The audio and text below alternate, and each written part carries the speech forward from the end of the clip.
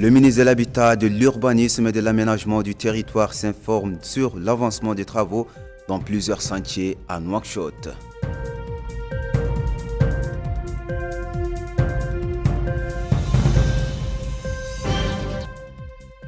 Le ministre de l'Équipement et des Transports s'inquiète de l'avancement des travaux sur les tronçons routiers en construction à Kermessène, au Trarza.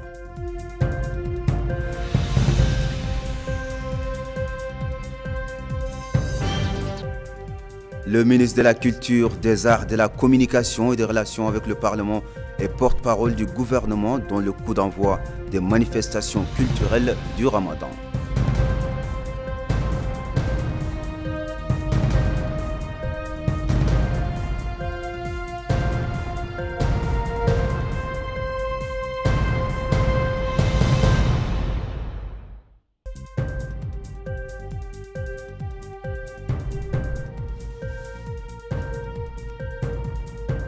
Mesdames et messieurs, bonsoir, bienvenue et merci de vous joindre à nous pour cette nouvelle édition que nous ouvrons par Kifa, la capitale de la Saba, où le ministre de l'Agriculture et de la Souveraineté alimentaire, Maman Woul Bebata, et le délégué général à la solidarité nationale et à la lutte contre l'exclusion, Tazour, Cheikh Abdallah Boye Woul Bode, accompagné du Wali de la Saba, Ahmedou Khtera, ont visité hier soir la première exposition des produits agricoles de la wilaya de la Saba, organisée à Kifa. Cette exposition a été organisée par les syndicats, associations et coopératives agricoles de la wilaya dans le but de commercialiser les produits agricoles locaux et d'encourager les agriculteurs.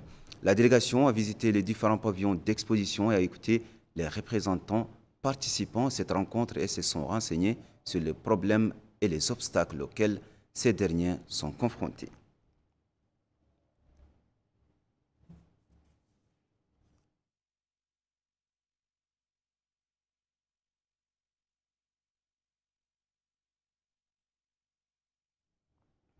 Autre visite d'un membre du gouvernement, en l'occurrence le ministre de l'Habitat, de l'Urbanisme et de l'Aménagement du Territoire, M. Mamadou Nyang, qui s'est rendu ce matin dans plusieurs chantiers de construction d'infrastructures publiques. Le ministre a souligné la nécessité d'achever les travaux dans les délais impartis et le respect des cahiers de charges. Abdoul Adamaba.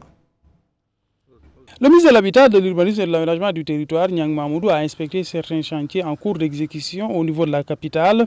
Il s'est rendu au niveau de l'ancien bâtiment du gouvernement au Ksar, où il s'est enquis des travaux de rénovation de cet édifice. Sur les lieux, il a reçu des explications détaillées sur l'exécution des travaux. Par la suite, il a visité l'Institut supérieur de comptabilité et d'administration des entreprises, toujours au sein du Ksar, où il s'est informé des rénovations des amphithéâtres et auditoriums de cet institut supérieur. Il a par ailleurs visité les stades des communes de Théaret et de Darnaïm qui ont une capacité d'accueil chacun de 2000 téléspectateurs. Les travaux sont sur le point d'être achevés. Lors de ces différentes étapes, le ministre de l'Habitat, de l'Urbanisme et de l'Aménagement du Territoire a insisté sur la nécessité de respecter les délais impartis ainsi que les normes techniques prévues dans les cahiers de charges. Il a tenu une réunion avec les responsables de ces différents chantiers et les a appelés à recruter les citoyens dans le cadre de l'exécution de ces tâches. Direction la wilaya du Trarza, où le ministre de l'Équipement et des Transports, Eli Woulelveirik, a effectué ce matin une visite d'inspection pour passer en revue les travaux en cours sur la route Kermessène-Port d'Indjago et la route de désenclavement de la zone agricole du canal côtier de l'Aftout. Le ministre a exhorté les sociétés exploitantes à accélérer le rythme des travaux pour éviter les retards. El Haj Abdallah Eddin.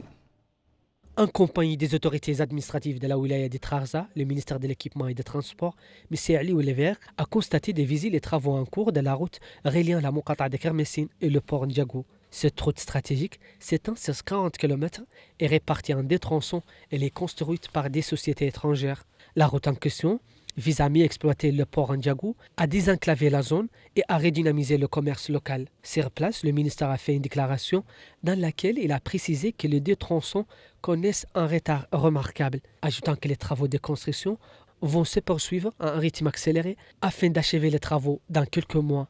Par ailleurs, le ministère de l'Équipement et des Transports s'est rendu également dans la route du canal Aftout Sahili, une route qui s'étend sur 20 km et dédiée au désenclavement des superficies agricoles de la région. Le ministre de la Culture, des Arts, de la Communication et des Relations avec le Parlement, porte-parole du gouvernement, M. El Hussein Oulmedou, a supervisé à Nouakchott Sud le lancement des espaces culturels du Ramadan organisés par le ministère de la Culture en coopération avec ses délégations régionales sous le slogan Ramadan, culte et culture. Al-Hajj Abdullah Hiddin.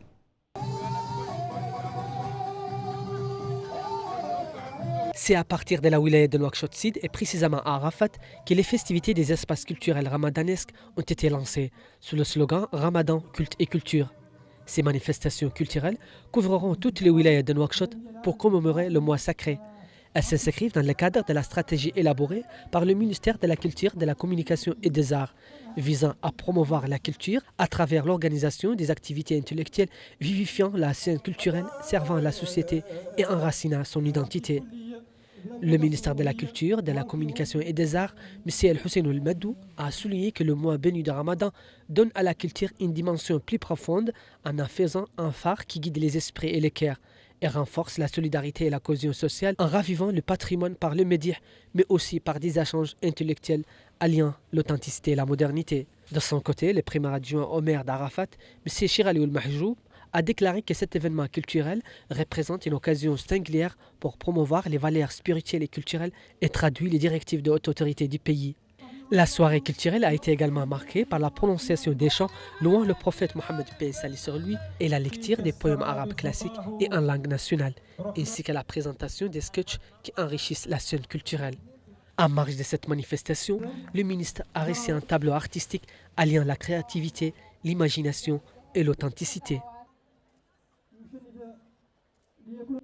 Retour à Kifa, où le délégué général à la solidarité nationale et à la lutte contre l'exclusion, Tazour, M. Cheikh Oul Bode, a supervisé hier dans cette ville, en compagnie du Wali de l'Assaba, Ahmedou Dahi Khtira, la cérémonie d'inauguration de l'école Dubaï.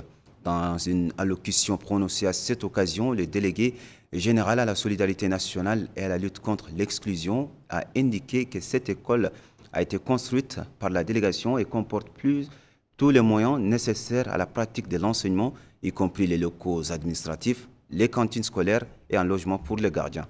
Il a souligné que l'inauguration de cette école s'inscrit dans le cadre des programmes mis en œuvre par la délégation sous la supervision et l'orientation de son Excellence, le président de la République, Mohamed Ould Cheikh El Ghazouani, et le suivi du Premier ministre Mokhtar Ould Diaye dans le cadre du programme Sheila.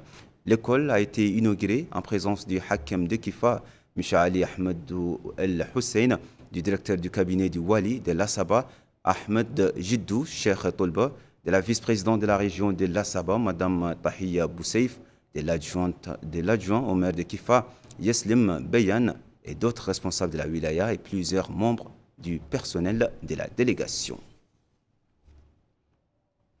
La grande mosquée de Nouakchott a abrité aujourd'hui la 16e conférence dans le cadre des conférences du Ramadan organisée par le ministère des Affaires islamiques et de l'enseignement originel durant le mois béni. La conférence a porté sur l'aspect juridique des sermons et de leurs règles, tandis que l'aspect médical a porté sur le rhumatisme et les relations avec le jeûne. Yogih Mustafa. Dans le cadre de la série des conférences ramadanesques organisées par le ministère des Affaires islamiques et de l'enseignement originel, la 16e conférence a abordé, dans son volet juridique, le serment et ses règles, tandis que l'aspect médical s'est penché sur les maladies rhumatismales et le jeûne. Le juriste a axé son intervention sur les définitions linguistiques et terminologiques du serment, ses règles, ses types et ses implications. Il a souligné qu'une personne ne devrait entreprendre un acte sans en connaître au préalable le jugement selon la loi islamique. Quant aux maladies rhumatismales et leur lien avec le jeûne, les spécialistes en maladies osseuses, articulaires et rhumatismales ont exposé les principales causes de ces affections ainsi que leurs impacts sur les personnes qui jeûnent. Les deux intervenants ont conclu par une série de recommandations, notamment la mise en garde contre le serment et la nécessité pour les patients souffrant de rhumatisme de prendre les précautions adéquates, à commencer par une consultation médicale. Le Wali Moussaad de Nouakchott Ouest, Khiyarhoum Ould Mustafa, a supervisé aujourd'hui la distribution de 700 paniers alimentaires à des familles nécessiteuses dans la Mouqata d'Uksar. Ces distributions organisées par la commune d'Uksar font partie de la 4e édition de l'initiative Wadi Al-Khair, financée par la municipalité en partenariat avec plusieurs bienfaiteurs de la Muqata'a, promouvant les valeurs de fraternité, de solidarité et de coopération durant ce mois sacré.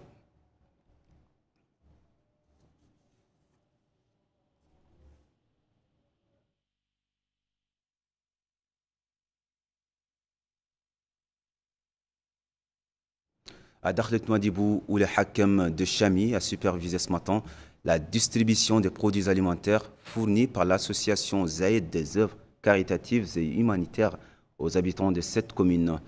Plusieurs communes de Dakhlet Nouadhibou bénéficieront de cette aide ramadanesque.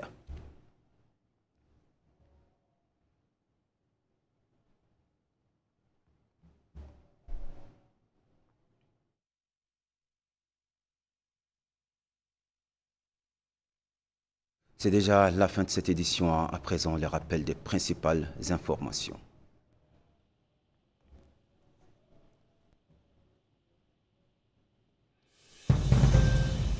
Le ministre de l'Habitat, de l'Urbanisme et de l'Aménagement du territoire s'informe sur l'avancement des travaux dans plusieurs sentiers à Nouakchott.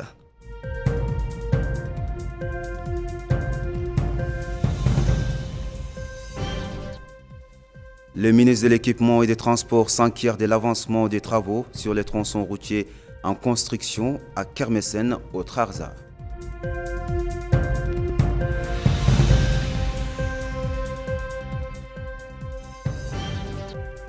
Le ministre de la Culture, des Arts, de la Communication et des Relations avec le Parlement et porte-parole du gouvernement donne le coup d'envoi des manifestations culturelles du Ramadan.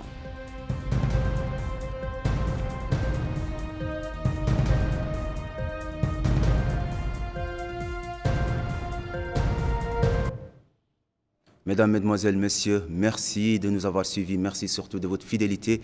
Et restez avec nous pour la suite de vos informations sur El Mauritania. Et bonsoir.